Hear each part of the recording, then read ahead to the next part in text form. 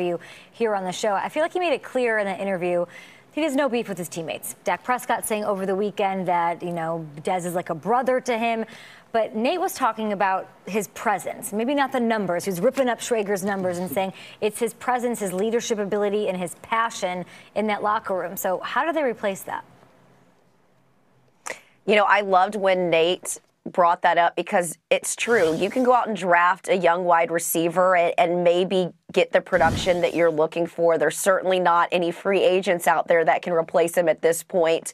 But there's something so powerful about seeing Dez Bryant in the stadium throwing up that X. That X for him originated when he was back in college. It's all about blocking out the negativity. And this is a guy that just the crowd lights up when he does it. They light up when you see the passion on the sidelines. You see his teammates light up. This is a guy that even off the field hangs out with so many of these guys and does things and connects with them. And you can see it. I mean, a lot of these guys have gone to Twitter. I saw Alfred Morris defending him, saying that this was a great locker room guy. If you haven't been in a locker room with Dez Bryant, don't speak on it. So there are guys in that locker room that are going to miss that passion. And you're so right, Nate, when you say the Cowboys are lacking that guy. That's been part of my discussions with a lot of people lately is Dak is such a quiet leader and he leads by example and he's respected in that locker room. Zeke just sort of does his thing. Zeke is not the guy that's going to be over there patting guys on the helmet or the butt and saying, like, let's get in this thing. That is Dez. And,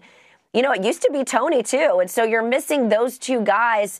And you sort of do need someone to step up. They don't have Orlando Scandrick anymore. Bryce Butler also departing in free agency. And those were the big personalities in that locker room. So it's going to feel different. They start phase one today. And I know that they're going to be missing having Dez Bryant around and the energy that he just naturally brings. So they've been looking at guys like Calvin Ridley was the guy that brought him for a 30 visit. DJ Moore, Cortland Sutton with SMU. But they don't have the same fiery personality. So it'll be interesting to see what the Cowboys do moving forward.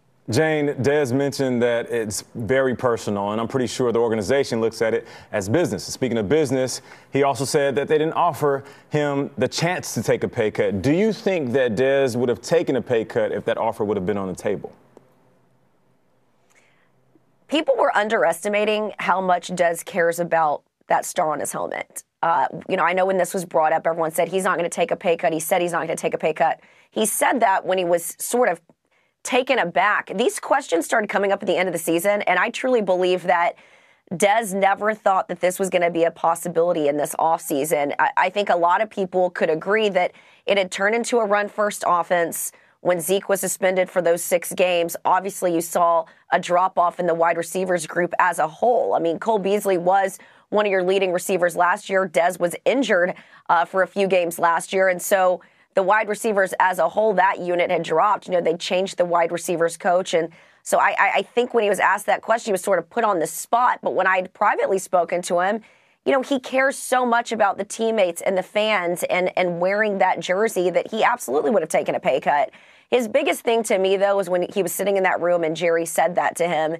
His thing was the only question he was going to have was, I'm happy to take the pay cut, but how can I stay here knowing this guy doesn't like me and this guy doesn't like me? He started to really see that people were turning against him. And as I could talk about this all day with you guys, it's loyalty and respect and authenticity. And I think he would have taken the pay cut, and it wouldn't have been about the money for him. It's about, do I want to be around people that don't want me around here? I think that would have been the biggest challenge for him, and I think maybe Jerry knew that as well. Well said. And you're talking about the importance of that X. I wonder what the reception would be if he did throw up the X as a member of, a rival team in their division twice a year or once a year there at AT&T. That would be pretty incredible. But he didn't say he'd hate it, Jane. So let's talk about where he's going to go. Appreciate your time. We'll have Michael Irvin on the show in just a little bit. But he wants to stay in the NFC East. That's what he said. I don't know if that was like an emotional response, but what are the possible landing spots, guys? Whether it's a dream scenario or something that you realistically think could work. I'll jump in. I feel like there's a ton of locations that I would love to see him. People are talking about the Browns. I feel like they have enough firepower. There's mention of the Patriots, and that's fine too, because we love older players going to the Patriots, and almost solidifies their career and the numbers that they put up, and that would be great for Dez. But I'm going to a young team, a team that doesn't necessarily need leadership.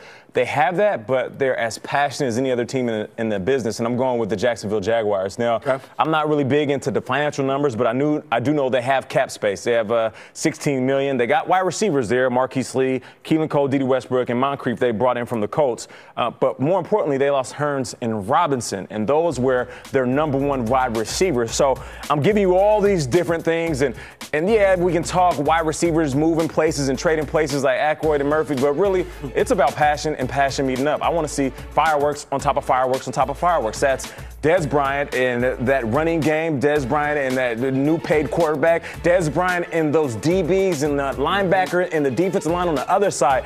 We know that the defense for the Jaguars, they're the passionate group.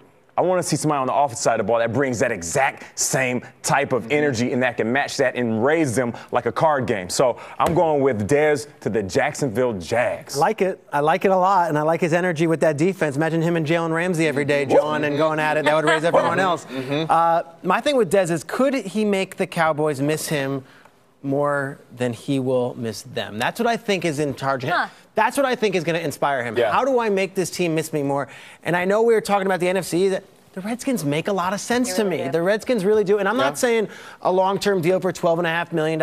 1 year, $10 million, go to the Redskins, play them twice, play them on Thanksgiving. I'm sure the NFL schedule makers, if they can get this in here before it's too late, will make this a primetime game. Put him with that offense, because I honestly think what Dez needs, and I don't know if Dak Prescott is as good as Alex Smith. I honestly don't. And what Dez needs is a guy who can get him the ball. And I think Alex Smith is actually the most precise quarterback in that division right now. Can find him and get him going. And you look at what that team has. They have Bill Callahan as one of the offensive assistants. He was an offensive assistant with the Dallas Cowboys for many years. He was the architect of that offensive line. There's a connection there. And there is a hated rivalry between the Cowboys and the Redskins. So if he comes in there and he's saying, I want to kill the Cowboys, there are personalities to match that who will be at his level and say, yes. If he goes to Jacksonville. Josh Norman? Yeah, Josh Norman, all those guys. But if he goes to Jacksonville and he's like, I want to kill the Cowboys, like, Cowboys don't, I mean, we don't care about the Cowboys. Yeah, the Redskins and those fans, if they can get Dez in that uniform, I like him with Crowder. I like him with Doxson. I like him with Paul Richardson.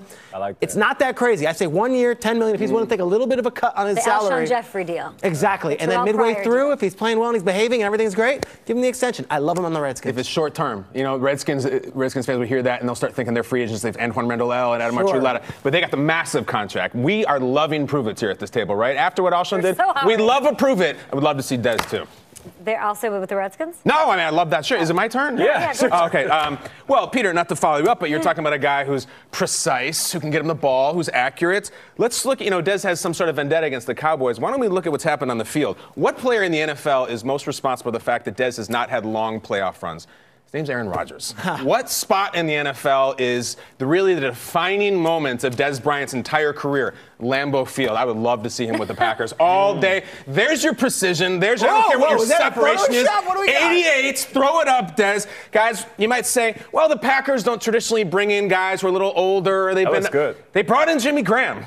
And now they bring in Dez, and you say, well, why would you get rid of Jordy and bring in Dez? Why well, Jordy was about $11.5 million against the cap next year. Dez would not be. Jordy also had 14 touchdowns a couple years ago. I think if you put Dez on the field with Devontae and Graham and Cobb and number 12, 007, I truly think he could have a double-digit touchdown season. Double-digit touchdowns, 1,000 yards, 10 touchdowns, best quarterback in the world. Never. And you know what? He says, I'm all about football, all football. Well, go to Green Bay, Wisconsin then, and play with the game's best quarterback and blow up. If he does the 1 year in Green Bay, I bet he gets a long year after that. Rodgers will get him the ball. I like that. I think he's a great fit for the Redskins. People on Twitter are making a lot about the Texans, and I sort of like it because I miss Dez Bryant, the superstar. I really do. So this is DeAndre Hopkins. Oh, wow. DeAndre, very talented. He gets his Photoshop guy on it quick.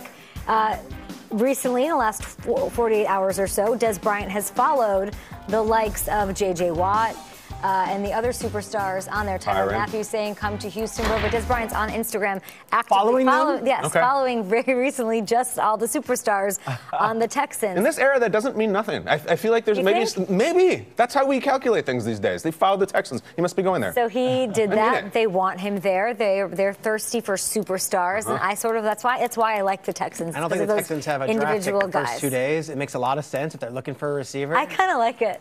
I love it. DeAndre Hopkins and Dez. From the table flipping factor too, to stay in Texas and go and play. I mean, that's probably the best one. That's the most scintillating one, I think. Maybe we'll put up a poll.